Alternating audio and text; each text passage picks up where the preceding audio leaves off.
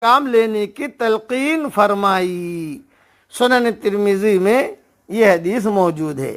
اس کا مطلب کہ سارے بیوی بچے جو ہے وہ خراب نہیں ہوتے، بعض بیویاں اور بعض بچے تمہارے دشمن ہیں۔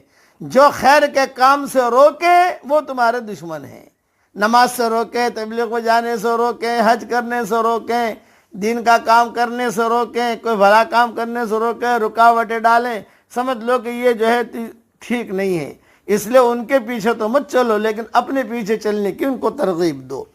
انما اموالکم و اولادکم فتنہ، تمہارے مال اور اولاد تو سراسر تمہاری آزمائش ہیں۔